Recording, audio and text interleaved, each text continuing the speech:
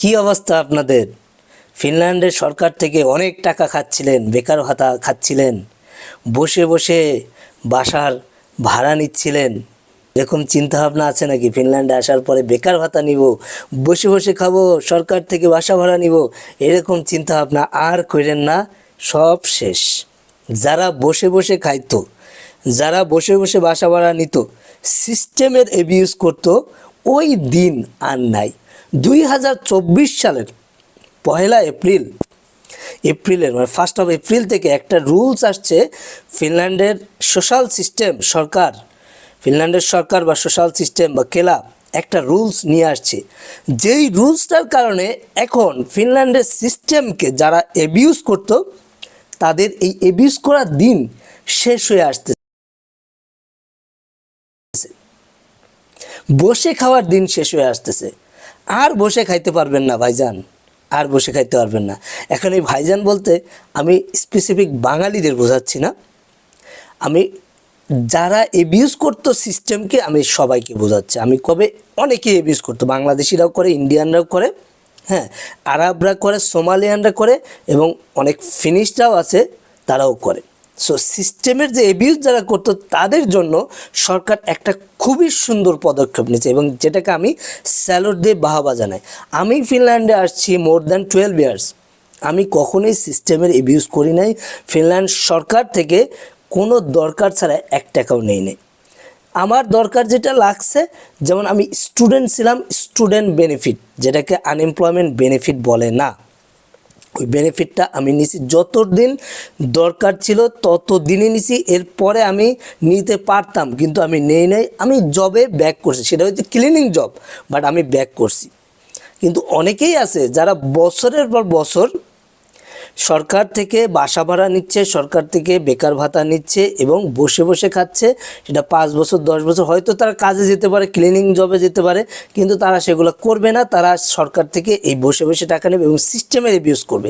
এই জন্যই সরকার এটা বুঝতে পারছে এবং এইটা প্রতিরোধ করার জন্য একটা রুলস নিয়ে আসছে। সেই রুলসটা আমি জানাবো, এবং এই রুলসটার ফলে যারা বসে বসে খাইতো তারা এখন তাদের কি হবে সেটা আমি ভিডিওতে একটা অ্যাজাম্পশন দিব। তো এপ্রিলের 1 তারিখ 2024 সালে যে মোস্ট ইম্পর্ট্যান্ট একটা চেঞ্জ আনছে এই দেশের সোশ্যাল সিস্টেম, সেটা হচ্ছে আগে যারা বেকার থাকতো তারা 1 বেকার ভাতা পাইতো, 2 হচ্ছে হাউজিং অ্যালাউন্স। হাউজিং অ্যালাউন্স মানে হচ্ছে যে বাসা ভাড়া, সেটার একটা পার্সেন্টেজ সরকার থেকে দিত। তো কীরকম এক্সাম্পল দেই, যেমন কেউ যদি 2 জনের ফ্যামিলি বা 3 জনের ফ্যামিলি যাই হোক না কেন, তাদের বাসা ভাড়া ধরেন 1000 ইউরো, তো সরকার থেকে 80% টাকা দিত, যেটা হচ্ছে 800 ইউরোস হয়। 80%-এ 1000 ইউরোতে 800 ইউরোস হয়, 800 ইউরোস দিত। বাকি 200 টাকা আপনি নিজের পকেট থেকে দিতেন এই বাসা ভাড়া। তো সেইটা এখন এপ্রিলের 1 তারিখ থেকে 70% করে দিয়েছে। তার মানে আপনার পকেট থেকে, সেভিংস থেকে এখন 300 টাকা আপনার ওই বাসা ভাড়ায় দিতে হবে। তার মানে 100 টাকা অলরেডি মাইনাস। এরপরে আসি বেকার ভাতার বিষয়ে। তো বেকার ভাতা যারা অ্যাবিউজ করতো তাদের তো আসলে কাজ করার ইচ্ছা নাই, কাজ থাকলেও তারা যাইতো না, এরকম অনেক লোকই আছে। হ্যাঁ, সেটা বিভিন্ন দেশের আছে, বাংলাদেশিও আছে অনেকে। তো এনিওয়ে, তো বেকার ভাতাতে যাওয়ার আগে আমি একটা জিনিস বলতে চাই, যে এই যে সিস্টেমটা যেটা করছে যে আপনি বেকার ভাতা পাবেন বা আপনি হাউজিং অ্যালাউন্স, যাদের আসলে রাইট আছে তারা পাক। আমার কোনো, কারণ যে কোনো মানুষের যে কোনো সময় জব চলে যেতে পারে, আনএমপ্লয়েড হইতে পারে। আমি নিজেও আনএমপ্লয়েড হতে পারি। এখন আমি সেক্ষেত্রে আমি যদি আনএমপ্লয়েড হই, অবশ্যই আমি বেকার ভাতা নিব, this is my right. But একটা নির্দিষ্ট সময় পর্যন্ত নেওয়ার পরে তো আমার জবে যেতে হবে। আমি যদি এখন জবে না গিয়ে আমি যদি ওদেরকে মানে ভুলভাল বুঝায়া বছরের পর বছর সিস্টেম থেকে বেনিফিট নেই, তাহলে তো হবে না। এবং এখানে এমনও দেখা যাচ্ছে অনেক মানুষ জবে যাচ্ছে, কিন্তু তারপরেও তারা সরকার থেকে বেনিফিট নিচ্ছে, হাউজিং অ্যালাউন্স নিচ্ছে, বিভিন্ন টাইপের বেনিফিট আছে, সবই তারা নিচ্ছে, এবং এই জিনিসগুলোও এখন বন্ধ হয়ে যাচ্ছে। সরকার কঠিনভাবে পদক্ষেপ নিচ্ছে।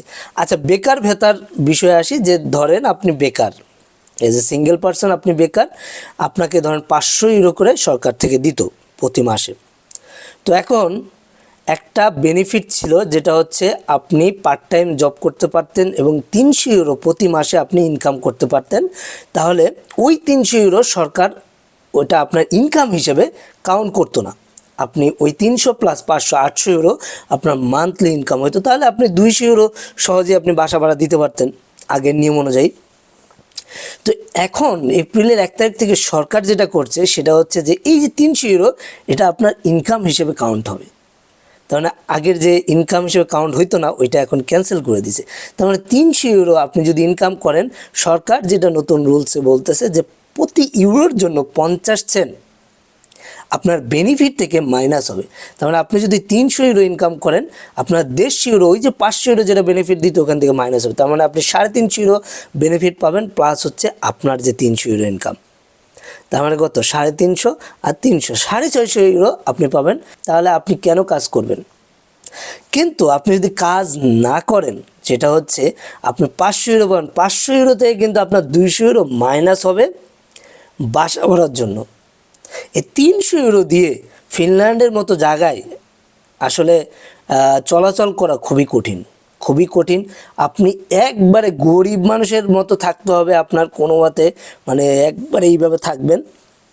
আপনি না পারবেন একটা এরকম দামি হুডি কিনতে, না পারবেন একটা দামি জুতা কিনতে এডিডাসের, না পারবেন একটা এডিডাসের প্যান্টস কিনতে। সো এইটা সরকারকে আমি বাহবা জানাই যে এটা ঠিকই করছে।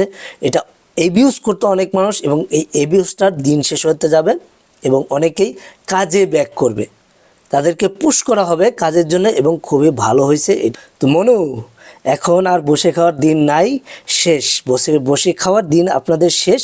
যারা বসে খাইতেন বা যারা চিন্তা করছেন বাংলাদেশ থেকে এসে ফিনল্যান্ডে বসে বসে খাবো, কোনো কাজ করব না, ওই দিন শেষ হয়ে আসতেছে। আপনাদের এসে এখানে কাজ করে খেতে হবে এবং এইটাই ভালো, কাজ করে খাবেন। সরকারের টাকা নেওয়ার কি দরকার? যদি দরকার হয় তখন নেবেন, যতটুকু দরকার তখন নেবেন, বাট সিস্টেমের এবিউজ করবেন এটাও আমরা মেনে নিতে পারবো না। সো আপনারা ওইভাবেই চিন্তা করে আসেন। ফিনল্যান্ডে যে শুধুমাত্র বেনিফিট নেওয়ার জন্য আসবেন এই ধরনের মানসিকতা নিয়ে ফিনল্যান্ডে আসেন না। তাহলে বাংলাদেশে থাকেন বা অন্য কোনো দেশে যান, সেটাই বেটার হবে। ধন্যবাদ সবাইকে ভিডিওটি দেখার জন্য। যদি ভালো লাগে লাইক দিবেন, শেয়ার দিবেন এবং কমেন্ট দিতে ভুলবেন না। ওকে, ভালো থাকবেন। আসসালামু আলাইকুম।